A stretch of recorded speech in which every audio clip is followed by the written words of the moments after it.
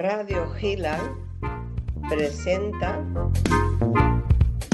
A lápiz o pincel con Linda de Sousa desde Madrid, España. Buenos días, México. Buenas tardes, España, y buenas noches a los que en su país sea de noche. Les damos la bienvenida al programa A lápiz o pincel, emitido en directo desde México por Radio Hilal. Y hoy con nosotros están tres destacados miembros del mundo del arte mexicano. Queridos seguidores, primero agradecer vuestra audiencia, como siempre lo hago, y os presento mi primer invitado, el maestro Jorge Luis Hurtado Reyes. Buenos días, maestro Jorge Luis. Bienvenido a nuestro programa. Buenos días, Linda de Sousa. Muchas gracias por esa invitación y gracias por permitirnos poder comunicarnos con las demás personas. Saludamos ahora a Gloria Hernández, comunicóloga, feminista y crítica de arte. Bienvenida a Radio Hilal. Buenos días a todos. Gracias. Saludos a tu auditorio, Linda. Muchas gracias, Gloria. Por último, os presento al maestro Alejandro Quijano, escultor, grabador, pintor y muralista de larga trayectoria. Bienvenido a nuestro programa A lápiz o pincel. Encantado, gracias, Linda. Buen día. Muy bien. Pues una vez saludados nuestros invitados y saludados nuestros oyentes, entramos en la primera mitad del programa presentándolos de uno en uno y haciéndoles dos preguntas. Ya los que me seguís ya conocéis el organigrama del programa. Empezamos con el maestro Jorge Luis Hurtado Reyes. Jorge Luis Hurtado Reyes nace en 1961 en Culiacán, Sinaloa, México, ingresando a los 14 años en el colegio militar con la idea de graduarse como oficial del ejército. Pero su trabajo se había iniciado desde muy temprana edad en la creación de escenografías monumentales al lado de su padre, volviéndose esta su especialidad en el arte hasta la fecha. Por lo que su aprendizaje de escenógrafo desde niño y sus ganas de viajar pudieron con la vida militar ganar el arte con el cambio. Estudió arte dramático, pantomima y arte del payaso en Circuba y payasos rusos, lo que le llevó a lograr el título de Rey de los Payasos en 1989 en México. Con el nombre artístico Tilichito Ben Doruchi, ha creado una representación de payaso con la que realiza su labor social en zonas sensibles de la ciudad, escuelas, hospitales, fiestas de niños, también en países con huérfanos de guerra y campos de refugiados. Actividades que sigue realizando hasta el momento y por las que ha sido condecorado por las Juventudes de la ONU. Fundador de Payasos Trabajando, una fundación considerada como de las mejores agrupaciones de payasos mexicanas, siendo gestor cultural y artista plástico. Como gestor cultural, Hurtado Reyes ha desarrollado una labor de carácter internacional. Fue miembro fundador de la Organización Mundial de Artistas Integrados, OMAI, creada en 2012, recibiendo en 2013 el homenaje de la segunda cumbre de la OMAI, celebrada en Neiva y Pitalito, Colombia.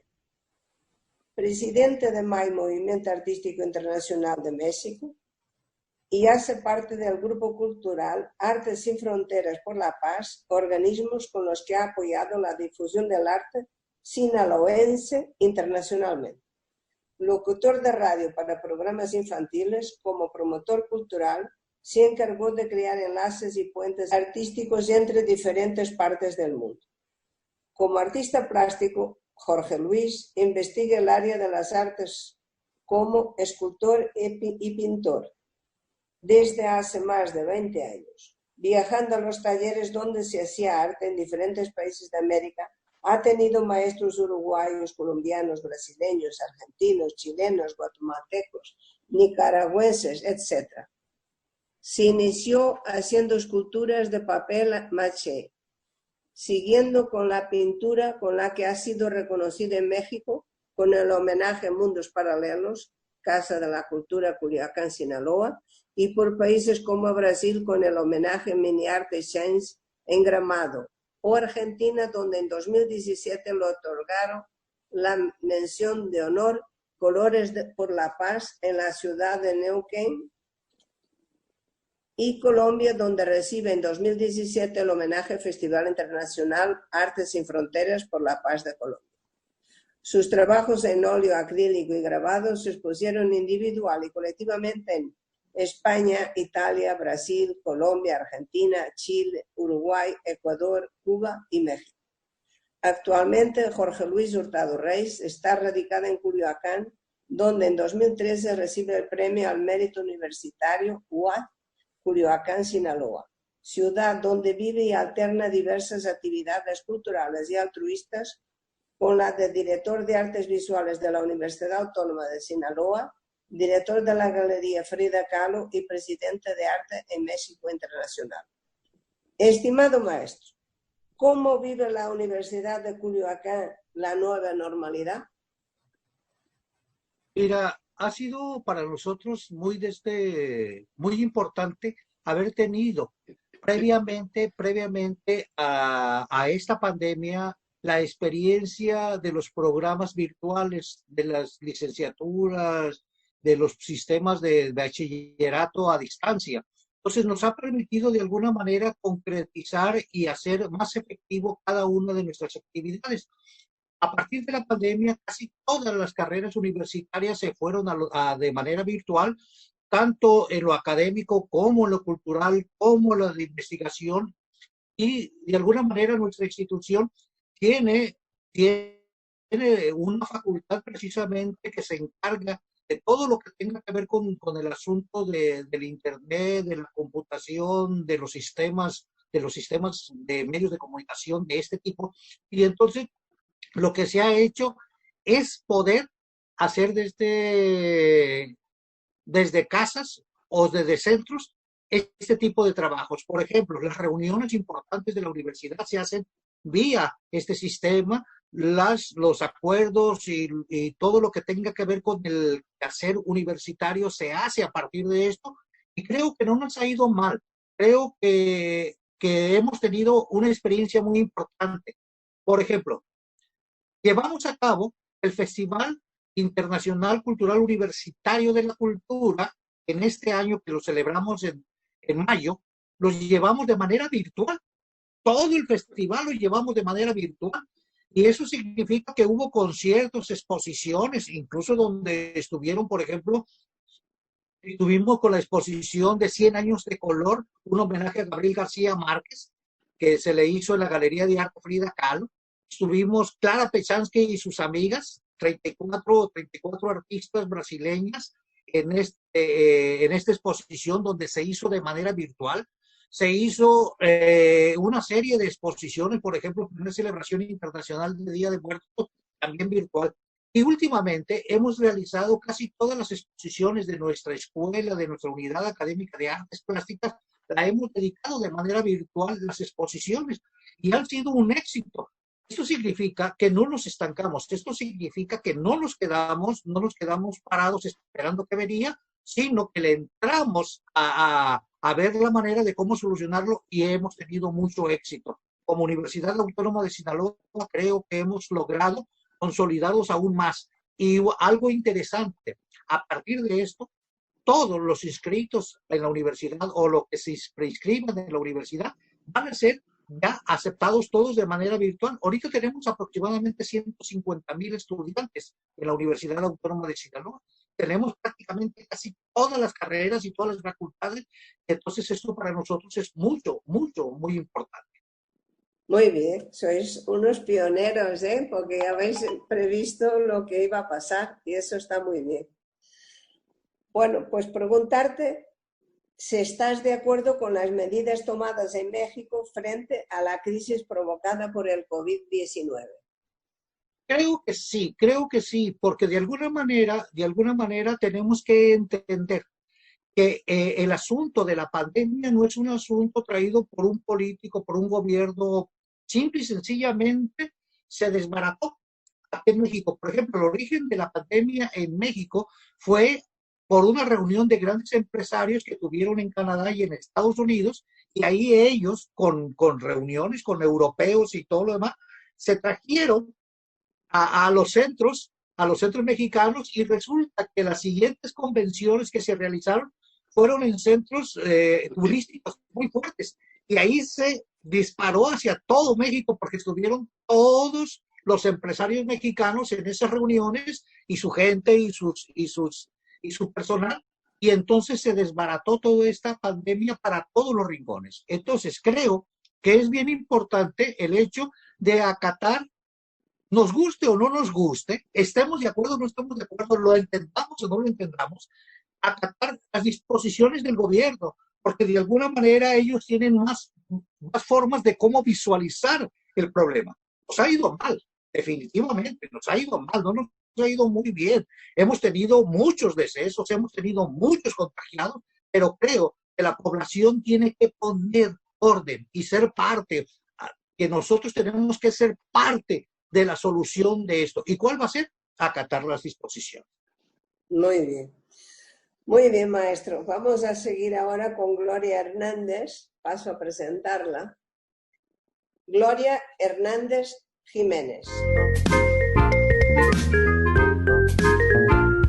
Nace en Ciudad de México en 1968, licenciada en Ciencias de la Comunicación y Estudios Latinoamericanos en la Facultad de Ciencias Políticas y Sociales de la UNAM, Universidad Nacional Autónoma de México, 1995. Profesora universitaria en la UNAM, su trabajo profesional como crítica de arte le ha llevado a vincular historia, comunicación y arte, una labor que se ha traducido en artículos, ensayos, investigaciones, ponencias y conferencias orientadas a hacer visible la participación social de las mujeres en diferentes foros académicos y culturales. Estados de Hidalgo, Yucatán, Zacatecas, Arenas Calientes, Michoacán, Veracruz, Ciudad de México. Invitada a los congresos internacionales de AICA París 2006 y AISV Venecia 2010.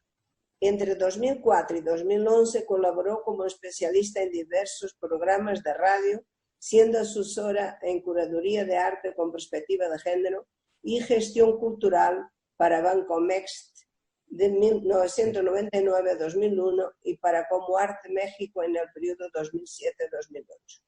Secretaria general de la Asociación Internacional de Críticos de Arte, AICA, en la sección de México, entró entre 2005 y 2009, organizando las jornadas de crítica de arte con AICA México y el gobierno de Yucatán en 2009. Ha publicado en periódicos y revistas como El Financiero, La Jornada, Debate Feminista, etc. También ha escrito presentaciones de catálogo y publicado ensayos en libros colectivos, de los que destaco Ética y Feminismo en 1994, editada por SICAM, Centro de Investigación y Capacitación para la Mujer, o el libro Beatriz Zamora, El Negro, sobre la obra de la pintora mexicana, editado por Conaculta en México 2006. Una mirada feminista en la Biblioteca Virtual del Museo de Mujeres Artistas Mexicanas 2009. Escribe textos en que se ocupa de piezas de pintoras como Aurora Reyes, Leonora Carrington, Lilia Carrillo, María Izquierdo, Linda de Sousa, y de pintores como Eloy Tarsicio, Julio Galán, Nahum B. Zenit, Pedro Subizarreta, por mencionar algunos. Forma parte del Círculo de Investigación en Comunicación y Género en la Facultad de Ciencias Políticas y Sociales de la UNAM. Querida Gloria, ¿puedes hacernos un panorama general de los artistas mexicanos actuales? Claro, con mucho gusto, solo que sí tengo que decir que esto que me preguntas es muy ambicioso. Aquí mis colegas tienen muy claro que seguramente que hablar de los artistas actuales, así como decir a todos, es imposible. Y hablando de México en particular, somos muy variados, ¿no? Hay muchas tendencias, hay muchas áreas de producción creativa, y además yo me atrevo a decir que la cultura mexicana todavía tenemos un inmenso problema de que hemos construido una cultura y desde luego una producción artística con una visión muy centralista.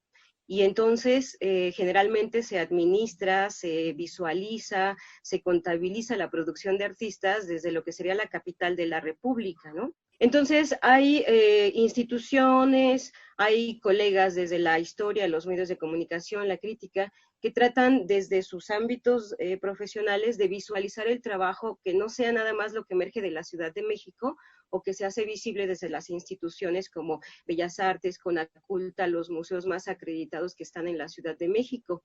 Entonces yo, antes que nada, a todo el auditorio invito a que busquen textos o audios o audiovisuales, sobre todo ahora en la red, de producción en el sur de la República Mexicana, en el norte, por estados también. Hoy a través de internet esto es bastante sencillo, porque ocuparse nada más de lo que sería lo que está en el candelero o en el balcón, lo más conocido, bueno, pues es relativamente sencillo, aunque no tanto. Ahora, en relación ya aterrizando a la cuestión del panorama del arte en México, decía yo, es muy variado.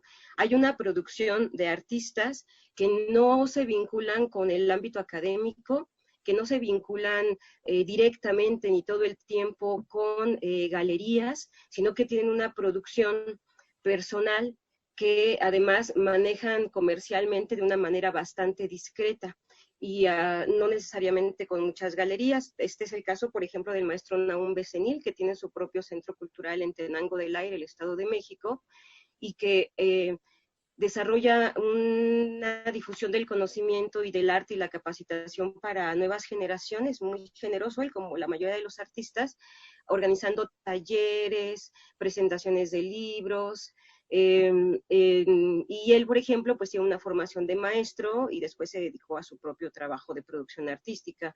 O hay otros artistas más metidos en la academia, como Eloy Tarcisio, que es profesor en el área de posgrado en la UNAM y vincula su práctica de artista en producción de objetos artísticos, porque hace cuestión de performance, arte-objeto, discurso académico para la enseñanza, y eso sería como otro ámbito, así como Eloy, hay muchos otros artistas que siguen esa beta. Hay también convivencia en México, que yo creo que es algo que pasa en el mundo, no nada más en México, que se sigue produciendo artes plásticas como la pintura, la escultura, la cerámica, la gráfica, pero también esto está conviviendo hoy en día con lo que es el arte-acción, que le llamo arte-acción pues porque depende de qué tendencia vengan los artistas o cuál sea su punto de vista. También le llaman performance, happening, intervenciones, ¿no? Intervenciones arquitectónicas, intervenciones espaciales, construir la obra de arte a partir del propio cuerpo en lo que son estas acciones a veces en escenarios de museos, en escenarios de plazas públicas.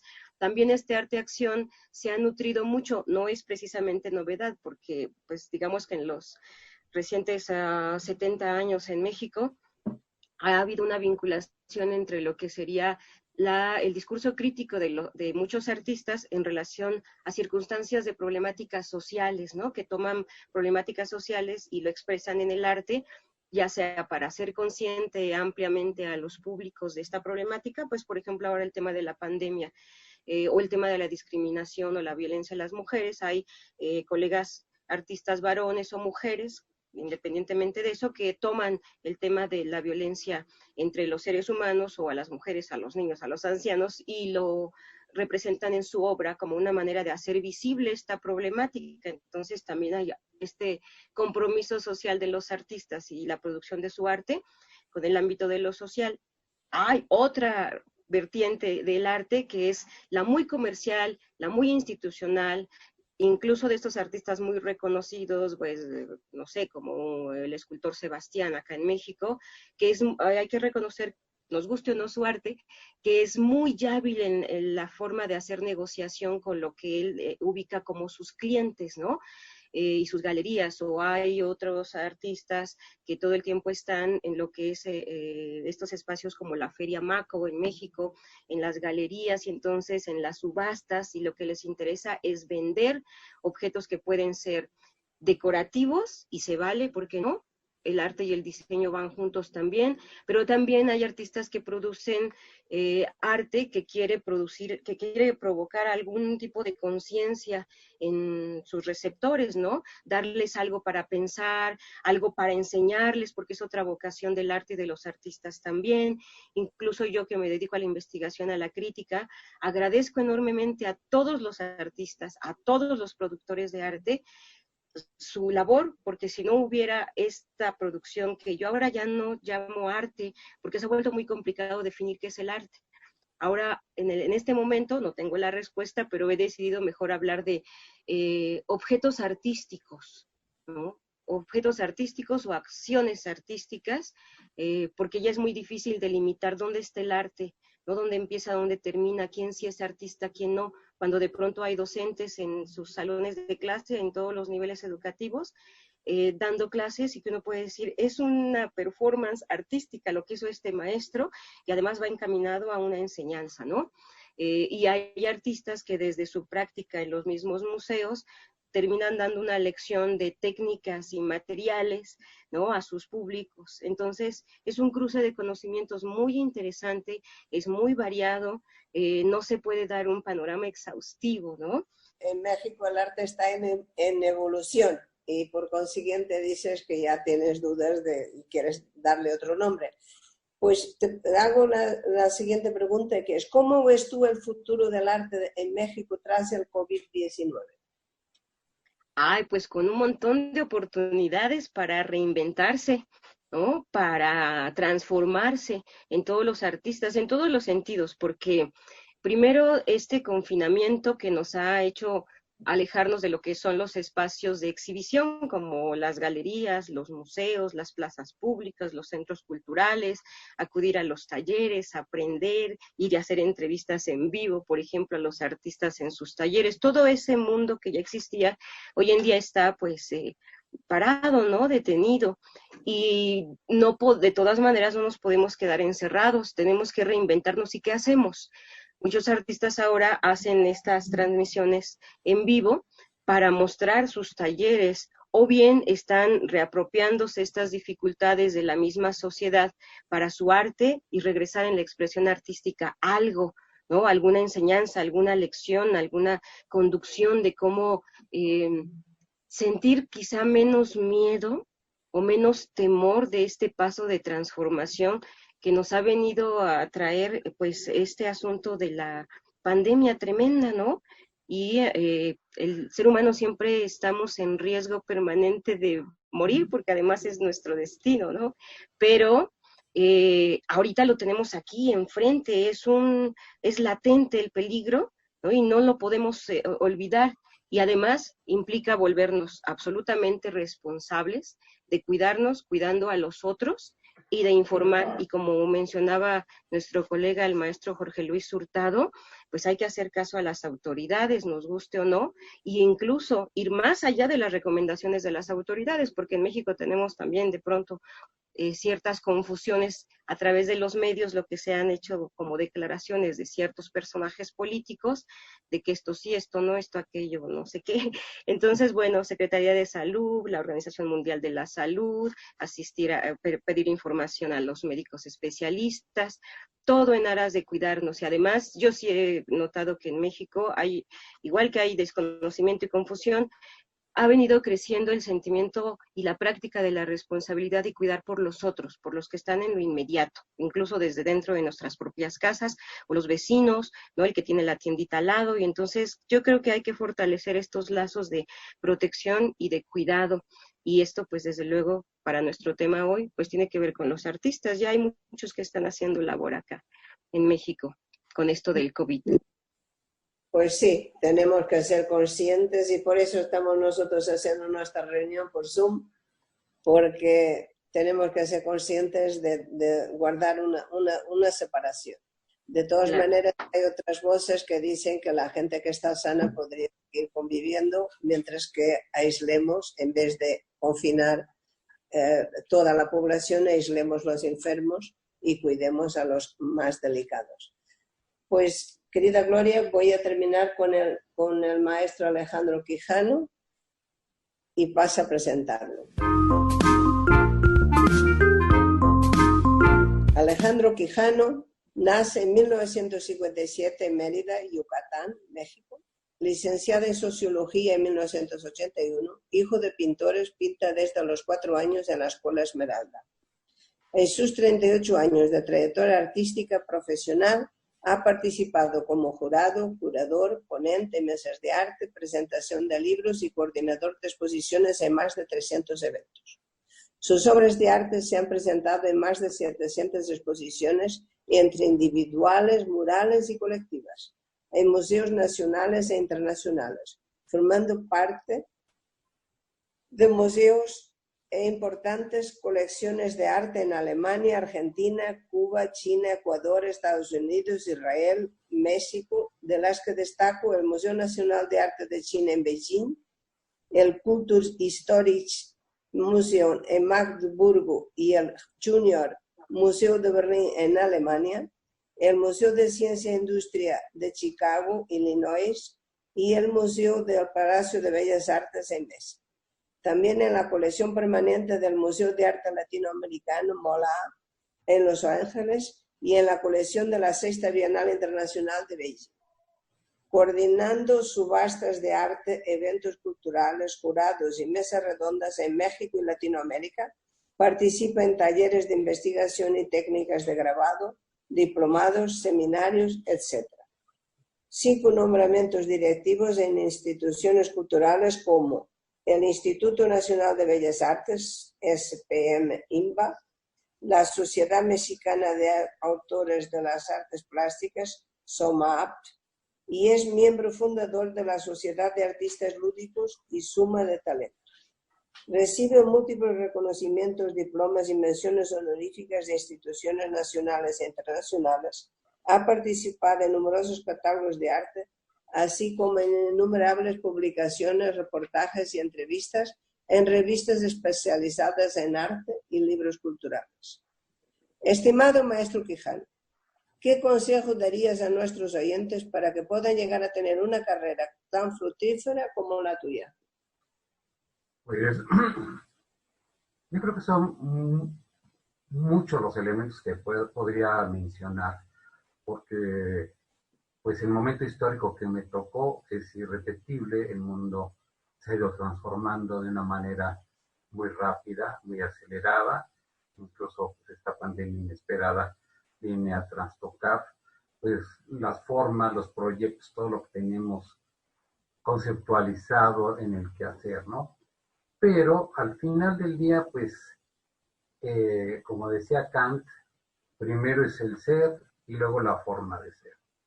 Entonces, pues el creador tiene 2 disyuntivas, ¿no? Una, pues, prácticamente tener mecenazgos, patrocinios, ya sea museos, instituciones, dar clases, o la propia creación y la venta de su obra, e intervenir de alguna manera pues, en los espacios íntimos, pues casas y de algunos otros espacios, tanto públicos como privados. Entonces, pues primero tienes que ser, ¿no? Entonces, pues tienes que estar decidido, pues, a trabajar mucho, porque no es un camino sencillo, a menos que aparentemente te dediques, pues, a dar clases, que dan, pues, un apoyo económico para tu subsistencia en algo que amas, pero realmente yo creo que es un área tan competida. En México, pues todavía cuando estuve en la Sociedad Mexicana de Artistas de Artes Plásticas y en contacto con la Coordinación Nacional de Artes Plásticas, calculábamos que del 70, que fue la exposición solar en México, que llegaron 10,000 obras de distintos artistas a ese concurso, a la fecha pues debe haber 40,000 gentes por lo menos que se dedican al arte. Entonces es por lo menos, ¿no? O sea, que se dedican todavía, porque hay gentes que estudian y abandonan la carrera, hay gente que no estudia formalmente y se incorpora. Entonces es un universo cambiante, muy vasto, y de las gentes que, pues desde pequeño que me tocó pues, conocer al maestro Raúl Anguiano, al maestro Matías Geritz, porque yo iba a la Esmeralda desde muy pequeño a acompañar a mi madre, que es artista plástica, pues te das cuenta que tienes que ser todo un apóstol, tienes que saber que te vas a dedicar en cuerpo y alma, que vas a experimentar, que vas a trabajar, y lo más importante, ser auténtico. O sea, realmente para ser auténtico, pues tienes que tocar un poquito de aquí, un poquito de allá, en cuanto a materiales, técnicas, conocimientos, y poder consolidar un camino que a ti satisfaga. Y para lograr la satisfacción en el arte es algo de lo más efímero. Yo recuerdo en una exposición, tenía 100 años el maestro Carlos Mérida, allá en la Casa Abierta del Tiempo, en la calle de Cozumel, se hizo una magna exposición a él. Me acerqué con él a platicar en esa época y le dije, oiga maestro, está muy padre su trabajo, a mí se me antoja mucho pues ayudarlo a hacer unos vitrales, unas obras en vitrales. Y el maestro, colega, así, con unos ojos de luz, como niño, pues se me acerca y dice, mira, voy a sacar estos dibujos, mira esos colores que estoy desarrollando en esta fase de mi vida. Y te das cuenta, pues, que es una luz, el camino del arte. Tiene, pues, siempre la condición humana, que tiene su tragedia, su drama, su necesidad, tienes el aparente éxito, el aparente fracaso, pero tienes que tener una templanza a toda prueba, tener la inquietud y también, pues en estos momentos, a mí me tocó una generación intermedia de tránsito, en la cual pues te das cuenta que tienes que irte adaptando. Yo cuando muy joven, pues amaba estar encerrado en mi taller de arte y no salir. Después empecé a participar un poco con instituciones. Después por mi formación académica en la Universidad Nacional Autónoma de México, pues he escrito algunos textos para presentar exposiciones, les he escrito algunas presentaciones a algunos artistas, a algunos colegas, y poco a poco te vas dando cuenta pues que si tienes un grupo de talentos, pues tienes que empezar a salirte de un poco del taller para adaptarte a este entorno, porque encerrado en tu taller no va a pasar nada. Solo tú y Dios saben qué está pasando en él. Entonces, esa es una parte, ¿no? La otra parte, pues, de alguna manera el arte tiene distintas formas de ser tangibles y, pues, esa aproximación a las personas es muy importante. ¿Cómo vas, ya sea por medios digitales o por medios que ahora despectivamente le llaman como artesanales, porque consideran al que se pone a pintar un artesano, de una forma pues me hace muy ignorante de mencionar las cosas por tantos sismos que hay, ¿no? Por ejemplo, un colega le decía a su hijo, un artista muy famoso, que era un modisto, ¿no? Porque llegó a copiar pues el arte que se hacía en Estados Unidos, ¿no? Entonces, pues siempre hay estas polémicas que yo creo que no traen a nada, y, y bueno, al final, finalmente un artista es un creador de cuerpo y alma y que tiene que trascender todas las situaciones, tiene que adaptarse, tiene que vivir su momento, puede decidir tanto hacer obra para sí mismo como para obra para los demás, como obras con crítica social o con aportaciones o reflexiones. Entonces, ¿qué le podría decir a una persona que se inicia en el arte? Pues que se inunde de vida. Y al final no podemos definir claramente qué es el arte, pero sí sabemos que el arte habla de la vida, habla de la muerte, habla del amor. Y para poder hablar de todo ello, pues hay que estar lleno de todo, de tristeza, de vida, de muerte, de todas las facetas, y tener todas las ganas pues de plasmarlo, ¿no? Porque si no, pues todo es discurso, ¿no? Todo es explicación, todos son subterfugios donde la obra no aparece, ¿no? O sea, en realidad se volvería una obra poética, literaria, prosística, más que una obra pues de carácter visual, que es en este caso de lo que yo estoy hablando, ¿no? Del arte visual.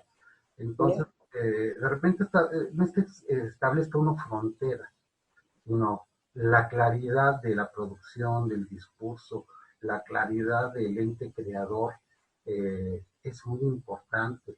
De repente, pues la claridad con el espectador, la claridad con la gente que quiere tener tu obra, o que quiere vivirla, o que quiere participar de ella.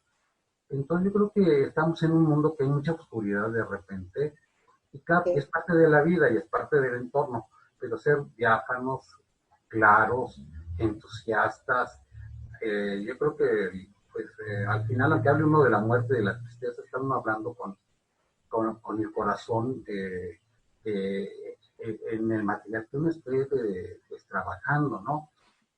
Y ayuda mucho la reflexión. Ya en alguna etapa pues fui docente también en el de las artes, me tocó pues tener alumnos pues ya con cierta formación académica, pero tenían vacíos en literatura, vacíos en algunos pensadores o filósofos, y veía que su trabajo pues no iba a prosperar. Entonces veía su personalidad y le decía, ¿por qué no te lees esto y trabajas este tema? ¿No? ¿Para qué? Para no mandarlos a copiar, a clonar, a emular a otro autor, para que explotara sus sentimientos, para que explotara una vena, ¿no? Y de repente viera qué recursos iba a requerir para desarrollar su creatividad. Entonces, de repente alguien que estaba haciendo algo en video, pues... Que tú les aconsejas que se formen, que se preparen y que aprendan técnica, y aparte de eso que no se queden encerrados en su estudio, sino que salgan fuera, que enseñen lo que están haciendo, que vean cómo reacciona la gente para poder encontrar una mejor comunicación, dado que arte es comunicación. Eso es lo que yo entiendo de lo que tú nos estás contando, cómo has conseguido tú una carrera y salir tanto, pues igual que el maestro Hurtado Reis. O sea, que el saber comunicar es muy importante para un artista. Es que, exactamente, es que para mí es muy importante que lleguemos, ya que tenemos gente joven que nos escucha, pues que lleguemos a ellos y que sepan que tienen que trabajar mucho, que es una carrera bastante de fondo, como digo yo, y que es difícil llegar a la meta, pero que no... El arte es de 24 horas, no es de minutos. Es a veces ver un trabajo que tienes ahí que no te satisface, que estás haciendo otra cosa y lo ves de reojo hasta que encuentras la solución, porque no te puedes quedar con la frustración de no haber logrado lo que tú querías. Entonces, la emoción de resolverlo a veces con algo que es tan sencillo y qué padre resultado, algo satisfactorio, ¿no? Y, por ejemplo, yo tengo el gusto de conocer también al maestro Nahum Bezenil. Alguna vez he estado en sus cuestiones que arma cada año del libro de arte objeto, y te das cuenta pues que él es un gran dibujante. Él ha intervenido en el área del grabado, es miembro del Salón de la Plástica Mexicana, donde de repente hemos tenido obra en exposición. Entonces te das cuenta pues que él pues hizo su galería museo, y es como una cúpula enorme su taller. No es un taller donde das clases todo descarnado, son talleres que tienen un estilo arquitectónico, que tienen pintadas los muros con ciertos arreglos, es como un nido de amor. Entonces, cada artista es un género en sí mismo. Entonces, para lograr ser un género en sí mismo cuando eres joven, pues tienes hambre de todo, pero todavía pues tienes que concretar todas las obras que te dan esencia, que te dan peso, contrapeso, y tienes que discutir tu trabajo contigo mismo, tienes que discutir tu trabajo con otros, lo tienes que discutir con la sociedad, ¿no? Y no es por la aceptación o rechazo que te dé la sociedad que sea bueno o malo un trabajo, sencillamente es como tú quieres verlo en ese contexto. Tú no, y cómo vas a continuar produciendo. Por ejemplo, yo ya cumplo 63 años en 2 días, ¿no?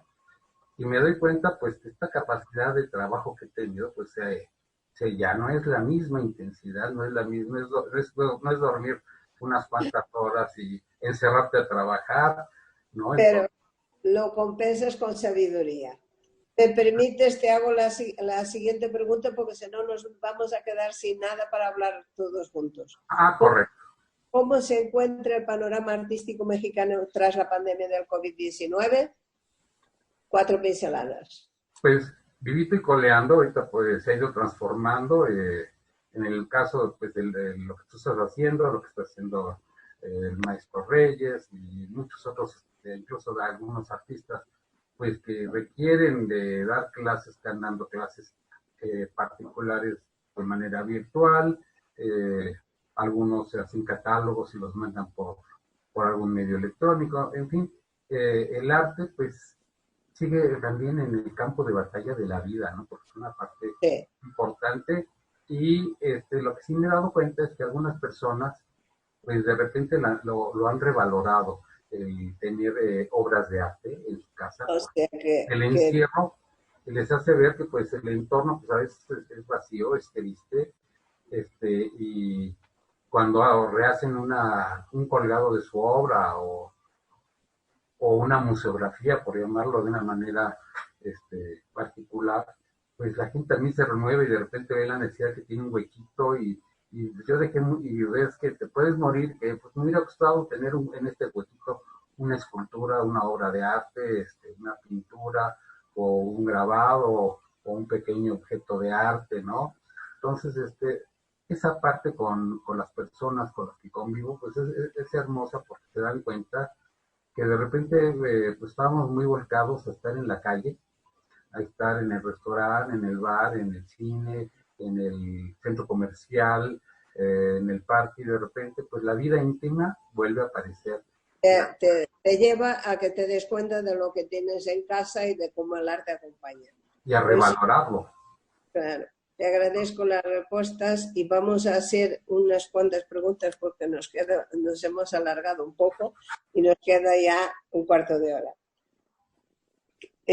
Yo una pregunta que tenía para todos, puedes contestar el que de la gana y entre los tres.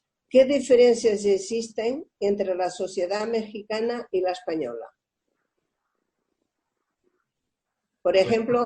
Ya no podría decirte en absoluto convivir, o sea, una cosa es ir de visita o de turista y otra cosa es saber qué es la sociedad española, que debe tener sus complejidades importantes. Entonces paso de poder contestar respecto a ella. Vale, a ver, Gloria, ¿tú qué piensas? ¿Qué diferencias hay? Pues es bien complicado, como dice el maestro Quijano. Yo creo que es más fácil establecer coincidencias. Somos la misma cultura hispánica, ¿no? Con todas las dificultades que conocemos de nuestro trato pasado de colonia acá en la Nueva España, etcétera. Pero pues yo pienso que tenemos que fortalecer estos lazos de hispanidad y también reconocer las diferencias, porque también México apenas en el siglo XX empezó a indagar y investigar con más cuidado sus raíces prehispánicas, a desconstruir mitos sobre lo que se creía de eso y se ha vuelto más científico el conocimiento. Eso es una fortaleza de nuestra identidad, pues para tratar más como de igual a igual, ¿no? Entre comillas, con España, por este pasado de esta relación conflictiva de la colonia, ¿no? De la colonización. Yo pienso que es mejor hablar de las coincidencias y las diferencias hay que decirlas más puntualmente, con mucho cuidado, porque yo creo que es un tema delicado. Muy bien. Maestro Reyes, ¿qué nos dice? A mí me parece muy importante sí encontrar esta definición y sí encontrar esta separación. A mí me gusta mucho el arte prehispánico, siempre lo he trabajado y siempre he sido muy metido al arte prehispánico. Me gusta mucho, incluso muchas de mis instalaciones o muchas de mis escenografías monumentales han sido precisamente sobre el arte prehispánico. Yo trabajo mucho sobre el asunto del Día de Muertos desde el punto de vista prehispánico, pero hay que entender que nuestra cultura prehispánica era una cultura muy cerrada, era una cultura muy sabia, de muchos conocimientos entre lo que era la maya y lo que era el mundo náhuatl. Pero era muy cerrada. Y eso, de alguna manera, nos hizo tener una idea muy propia del mundo, del cosmos y de todo lo que existía. Y España, por ejemplo, ha sido siempre una ciudad muy diversa, porque han entrado muchos países, muchas conciencias, muchas historias, muchas... Sí, entonces se ha diversificado los puntos de vista de una manera mucho más compleja. Hay que entender, por ejemplo, que España nos lleva a nosotros en el mundo del arte, nos lleva mucha ventaja desde el punto de vista del arte, desde el punto de vista del arte, porque México necesariamente todo lo que hacía era artístico, pero estaba visto desde otro ángulo, a diferencia de cómo España, por ejemplo, veía el arte de sus momentos, de los pensadores bizantinos, de los romanos, de los griegos, de los moros, etcétera, etcétera. Entonces la cultura de ellos tuvo un boom completamente diferente y para nosotros todavía, incluso, es muy difícil entenderla. Por ejemplo, si nos vamos exclusivamente al asunto de las iglesias, no entendemos todo lo que es el concepto de instalación que existe en una iglesia, porque están metidos muchos elementos, muchas historias, mucha ideología en cada una de ellas, pero son cambiantes. Entonces, existe una diferencia muy grande entre España y México, pero sin embargo, una de las cosas que nos hace hermanarnos a ellos fue precisamente nuestra colonia, la colonia española, que durante muchos años estuvo aquí y de alguna manera pudimos abrevar un poco de lo que ellos son. Pero sin embargo, tú visitas España y te das cuenta que es un mundo completamente diferente al nuestro. Muy bien. Mira, maestro, ¿tienen los artistas mexicanos alguna ayuda estatal cuando surgen problemas tan graves como el provocado por el COVID-19? Ahí sí te puedo decir que desde, desde que se modificó la ley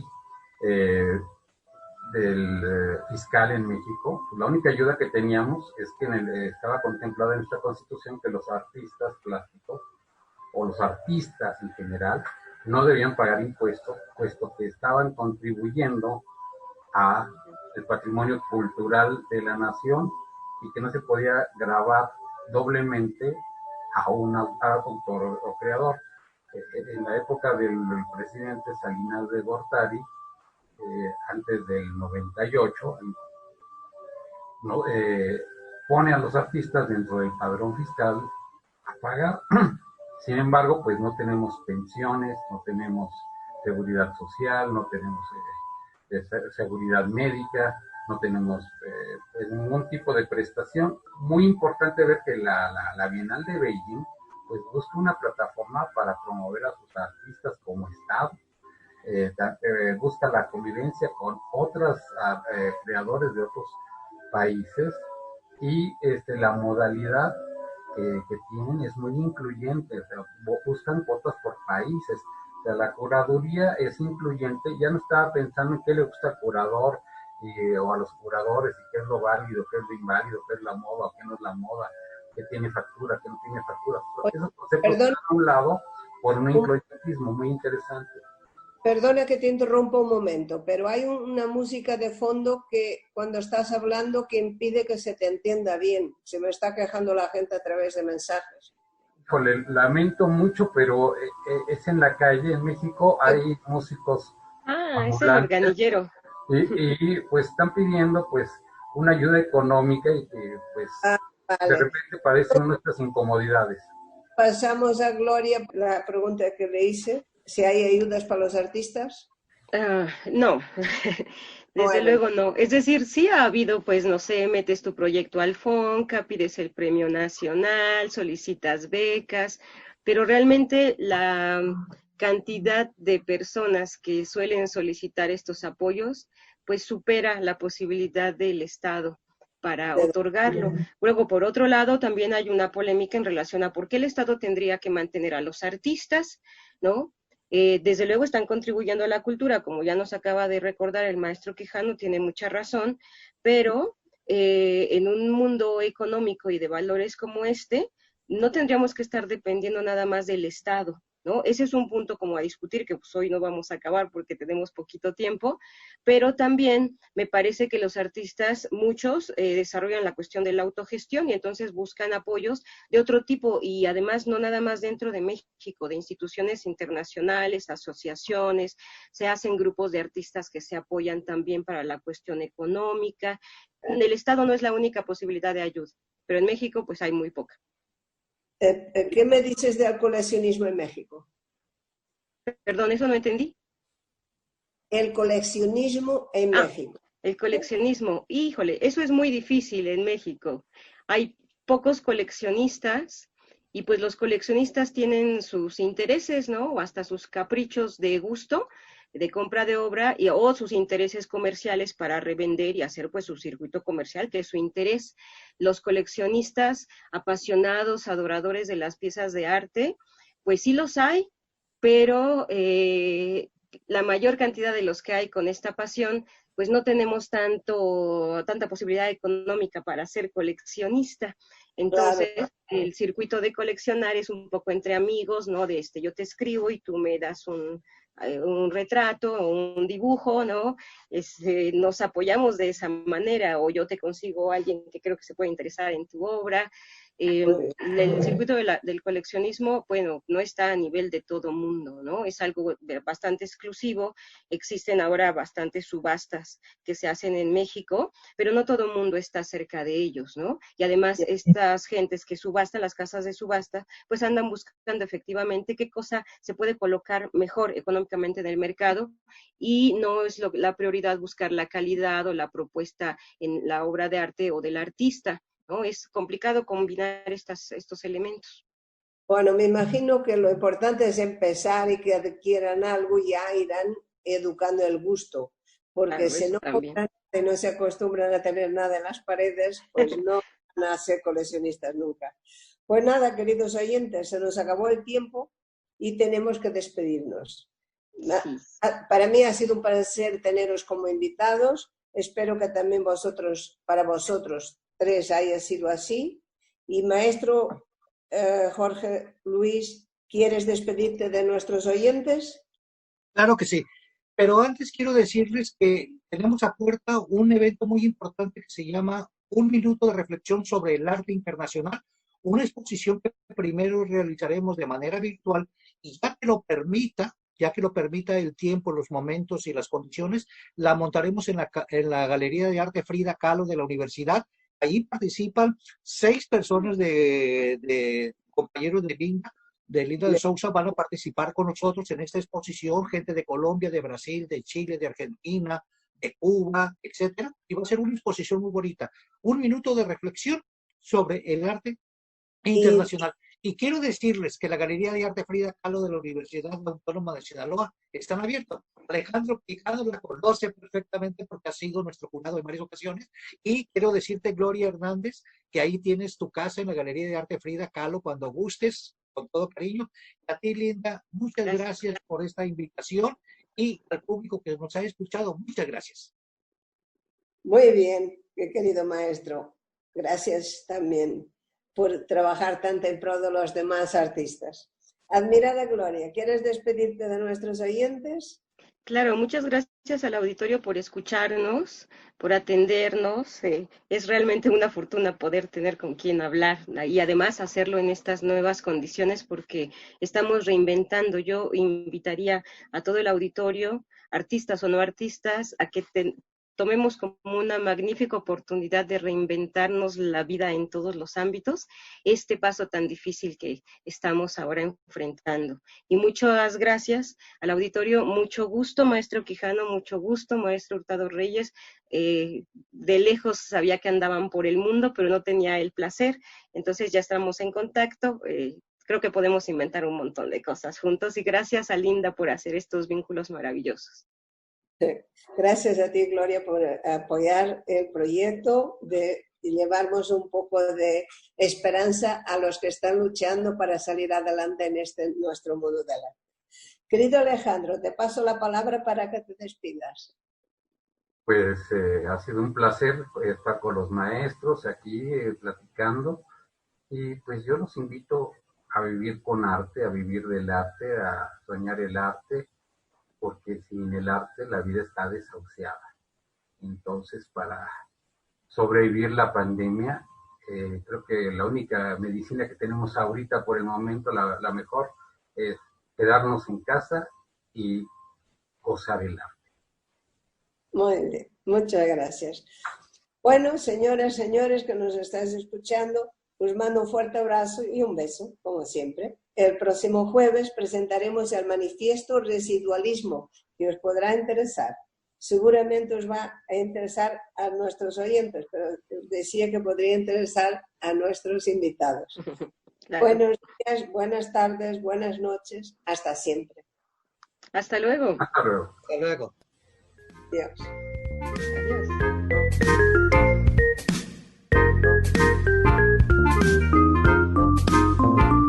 Radio Hilal, programa A Lápiz o Pincel, emitido desde México.